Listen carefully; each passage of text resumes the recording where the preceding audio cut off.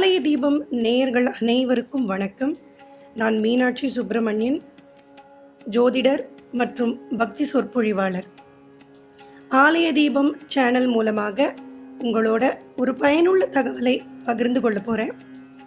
நம்ம பல பேருக்கு அவங்களுடைய ஜாதகம் எழுதப்படாமல் இருந்திருக்கலாம், அவர்கள் பிறந்த நேரம் அவர்களுக்கு தெரியாமல் இருந்திருக்கலாம். ஆனால் அவர்கள் பிறந்த நட்சத்திரம் அப்படிங்கிறது தெரிந்திருந்தாலே போதும், அவர்களுடைய வாழ்க்கையில் இருக்கக்கூடிய கஷ்டங்களுக்கு ஒரு எளிய வழிபாடு, இல்லத்திலிருந்தே செய்யக்கூடிய வழிபாடு, சிறந்த பலனை தரக்கூடிய வழிபாடு, இதை பற்றி தான் இந்த பதிவில் நாம் தெரிந்து கொள்ள போகிறோம்.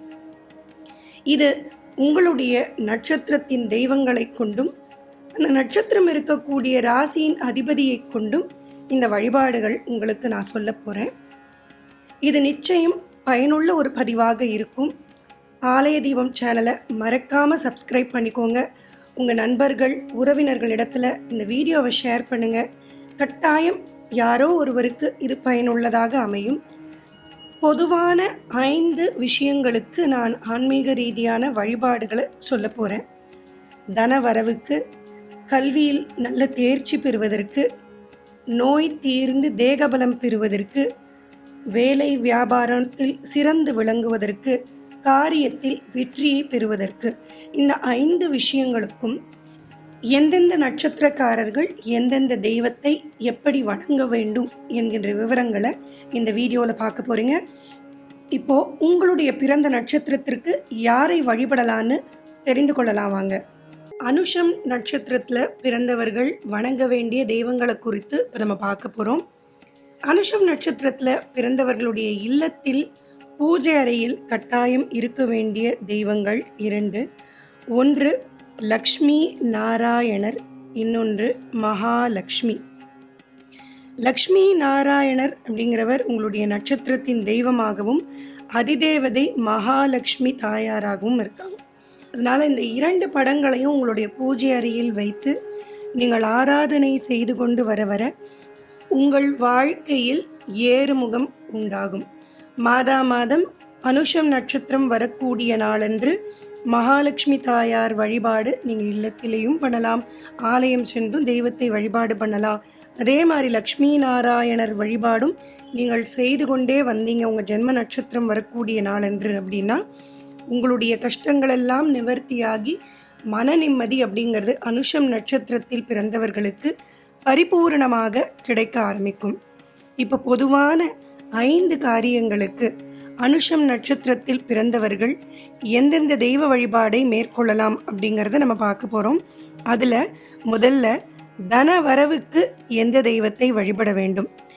என்னுடைய வாழ்க்கையில் எப்போதும் பணத்திற்கு குறைவு இருக்கக்கூடாது, தட்டுப்பாடின்றி பணவரவு அப்படிங்கிறது என்னுடைய இல்லத்தில் இருந்து கொண்டே இருக்கணும் அப்படின்னு நினச்சிங்கன்னா கேட்டை நட்சத்திரம் வரக்கூடிய நாளன்று வராக பெருமாளை நீங்கள் வழிபாடு செய்யணும். இந்த வராக பெருமாளுக்குன்னு ஆலயங்கள் இருக்குது. அந்த சிறப்பான ஆலயங்கள் உங்களுக்கு தெரிஞ்சுது இல்லை பக்கத்தில் இருக்குது அப்படின்னா கேட்டை நட்சத்திரம் வரக்கூடிய நாளன்று அந்த ஆலயங்கள் நீங்கள் சென்று வழிபாடு நடத்தலாம். இல்லை அப்படின்னா வீட்டில் இருந்தபடியே கேட்டை நட்சத்திரம் வரக்கூடிய நாளன்று பெருமாளுக்கு விளக்கேற்றி வைத்து வராக பெருமாளுக்கான ஸ்தோத்திரங்கள், ஸ்லோகங்கள் இதெல்லாம் சொல்லி இல்லத்தில் இருந்தபடியேவும் நீங்கள் வழிபாடு நடத்தலாம். செர்ரி பழம் கிடச்சிது அப்படின்னா அந்த பழத்தை வராக பெருமாள் பூஜைக்கு நீங்கள் நைவேத்தியமாகவும் பயன்படுத்தி கொள்ளலாம். அது இன்னும் விசேஷ பலனை உங்களுக்கு ஈட்டுத்தரும். அடுத்து படிக்கும் வயதில் இருக்கக்கூடிய அனுஷம் நட்சத்திரத்தில் பிறந்தவர்கள் படிப்பில் சிறந்து விளங்க வணங்க வேண்டிய தெய்வம் விநாயக பெருமான். விநாயக பெருமானை சங்கடஹர சதுர்த்தி தோறும் நீங்கள் வழிபாடு நடத்தலாம். அப்படி இல்லை அப்படின்னா தினந்தோறும் யமகண்ட நேரம்னு கேலண்டரில் பார்த்தீங்கன்னா போட்டிருப்பாங்க. அந்த யமகண்ட நேரத்தில் நீங்கள் விளக்கேற்றி வைத்து விநாயகருக்கான ஸ்லோகங்கள் சொல்லியும் நீங்கள் வழிபாடு நடத்தலாம். திராட்சை பழம் கிடைச்சது அப்படின்னா அந்த திராட்சை பழத்தை நீங்கள் விநாயக பெருமான் பூஜைக்கு நைவேத்தியமாக பயன்படுத்தி கொள்வது மிகவும் சிறப்பாக இருக்கும். பெரும்பாலும் யமகண்ட நேரம், இதை நீங்கள் ஞாபகம் வச்சு அந்த யமகண்ட நேரத்தில் நீங்கள் விநாயக பெருமானை வழிபடும் பொழுது கல்வியில் சிறந்து விளங்க முடியும். இன்னும் குறிப்பாக சொல்ல போகணும் அப்படின்னா, சதயம் நட்சத்திரம் வரக்கூடிய நாளன்று, அந்த நாளில் யமகண்ட நேரம் எப்போ வருது அப்படின்னு பார்த்துட்டு, அந்த நேரத்தில் குறிப்பிட்ட அந்த நேரத்தில் நீங்கள் விநாயக பெருமானை வழிபடும் பொழுது இன்னும் சிறப்பான பலனை நீங்கள் பெற முடியும். அதனால் அனுஷம் நட்சத்திரத்தில் பிறந்திருக்கக்கூடிய படிக்கும் வயதில் இருக்கவங்க படிப்பில் ஏதாவது ரொம்ப மந்தமாக இருக்காங்க அப்படின்னு நினச்சிங்கன்னா கட்டாயம் இந்த வழிபாடை நீங்கள் செய்து பாருங்கள். அடுத்து, தேக ஆரோக்கியம் பலம் பெறவும் அடிக்கடி நோய்வாய்ப்படாமல் இருக்க வேண்டும் என்றால் நீங்கள் வணங்க வேண்டிய தெய்வம் துர்கா தேவி. இந்த துர்கை வழிபாடு தொடர்ந்து நீங்கள் பண்ணிட்டு வரலாம். ராகு கால நேரம் அப்படிங்கிறது துர்கைக்கு மிகவும் விசேஷமான நேரம். இந்த ராகு கால நேரத்தில் துர்கை வழிபாடை நீங்கள் தொடர்ந்து பண்ணிக்கொண்டே வரலாம். பெரும்பாலும் ஞாயிற்றுக்கிழமை எல்லாருக்கும் பொதுவாக வரும். அன்றைய தினத்தில் தவறாத பண்ணுங்க. இன்னும் குறிப்பிட்டு சொல்ல போகணும் அப்படின்னா, பரணி நட்சத்திரம் வரக்கூடிய நாளன்று துர்கை வழிபாடு உங்களுக்கு மிகவும் உகந்ததாக இருக்கும். இல்லத்தில் இருந்தபடியேவும் நீங்கள் வழிபாடு நடத்தலாம். நெல்லிக்காய் சாதம் செய்து நெய்வேத்தியம் செய்து நீங்களும் உண்டு பிறருக்கும் அதை நீங்கள் கொடுத்து வர உங்களுடைய நோய் நொடிகளெல்லாம் விரைவில் குணமாகி ஆரோக்கியம் அதிகரிப்பதை நீங்கள் உணர முடியும். அடுத்து, நீங்கள் செய்கின்ற வேலை, செய்கின்ற தொழில் எதுவானாலும் அது சிறப்பாக செல்ல வேண்டும். எந்த ஒரு சங்கடமும் அதில் நேரக்கூடாது அப்படின்னு நினச்சிங்கன்னா, நீங்கள் வழிபட வேண்டியது நவக்கிரகத்தில் இருக்கக்கூடிய சூரியனை. சூரியனை நவக்கிரகத்தில் தான் போய் பார்த்து சிவாலயத்தில் வணங்கணும் அப்படிங்கிறது இல்லை. தினந்தோறும் கண்கண்ட தெய்வமாக நம்ம வீட்டில் இருந்தபடியே சூரிய பகவானை பார்த்து நம்மால் வணங்க முடியும். அதனால் தொழில் நன்றாக இருக்கணும், வேலையில் மேலும் மேலும் உயர் பதவி செல்லணும் அப்படின்னு ஆசை இருக்குது அனுஷம் நட்சத்திரத்தில் பிறந்தவர்கள் அப்படின்னா கட்டாயம் சூரிய பகவானை தினந்தோறும் சூரியோதய நேரத்தில் வணங்க ஆரம்பிங்க. ஆதித்ய ஹிருதய ஸ்தோத்திரத்தை நீங்கள் கட்டாயம் பாராயணம் செய்வது விசேஷம். அப்படி பாராயணம் பண்ண முடியல, சொல்ல முடியலன்னா அது தினந்தோறும் காதாலையாது கேட்பது உங்களுக்கு நன்மையை உண்டாக்கும்.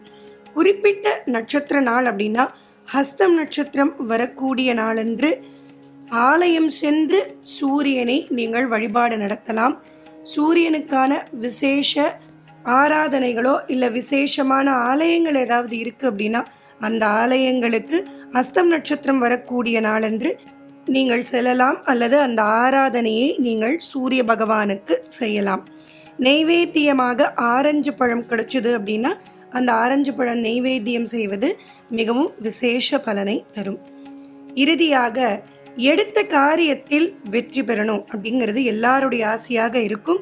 அப்படி அனுஷம் நட்சத்திரத்தில் பிறந்தவர்கள் காரியத்தில் இருக்கக்கூடிய தடைகளெல்லாம் விலகி எடுத்த காரியத்தில் வெற்றி பெறுவதற்கு வணங்க வேண்டிய தெய்வம் கிருஷ்ண பரமாத்மா. கிருஷ்ண பகவானை நீங்கள் ரோகிணி நட்சத்திரம் வரக்கூடிய நாளன்று வணங்க வணங்க உங்களுடைய காரியங்கள் வெற்றி பெற ஆரம்பிக்கும். கிருஷ்ணனுக்கு மிகவும் விருப்பமான பாலினால் செய்யப்பட்ட உணவுகள், அதாவது பால் பாயசம், பால் கோவா, வெண்ணெய் போன்ற எதுவாக இருந்தாலும் அதை நெய்வேத்தியமாக நீங்கள் கிருஷ்ணனுக்கு சமர்ப்பிக்கலாம். ரோகிணி நட்சத்திரம் வரக்கூடிய நாளன்று நீங்கள் இல்லத்திலேயே கிருஷ்ணனுக்கு பூஜைகள் நடத்தலாம். அல்லது கிருஷ்ணன் ஆலயம் சென்று அங்கேயும் பகவானுக்கு நீங்கள் பூஜைகள் நடத்தலாம். எந்த காரியமாக இருந்தாலும் அந்த காரியம் தொடங்குவதற்கு முன்பு கிருஷ்ண வழிபாட்டை செய்துவிட்டு தொடங்குனீங்க அப்படின்னா நிச்சயம் உங்களுக்கு வெற்றி உண்டாகும். இதுவரைக்கும் அனுஷம் நட்சத்திரத்தில் பிறந்தவர்கள் பொதுவான இந்த 5 விஷயங்களுக்கு என்னென்ன தெய்வத்தை வணங்கலாம்னு பார்த்தீங்க. கட்டாயம் நம்பிக்கையோடு செய்து பாருங்கள், நன்மை உண்டாகும். உங்களுக்கு தெரிந்தவர்கள் அனுஷம் நட்சத்திரத்தில் பிறந்திருந்தாங்கன்னா அவங்களுக்கும் இந்த வீடியோவை ஷேர் பண்ணுங்கள். அவங்களுக்கும் இது பயனுள்ளதாக இருக்கும். மீண்டும் அடுத்த பதிவில் சந்திக்கிறேன். நன்றி, வணக்கம், ராம் ராம்.